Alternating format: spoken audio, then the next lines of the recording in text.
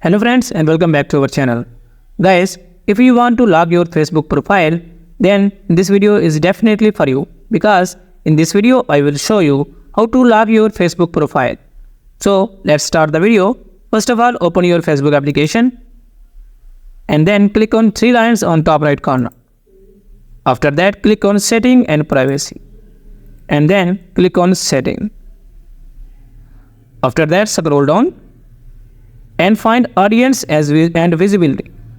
So click on first option, profile locking, and then click on lock your profile.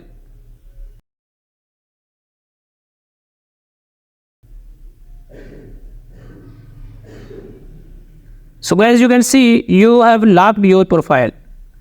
Guys, in this way you can lock your profile on Facebook. If this video is helpful for you, please like the video and subscribe to our channel. Thanks for watching.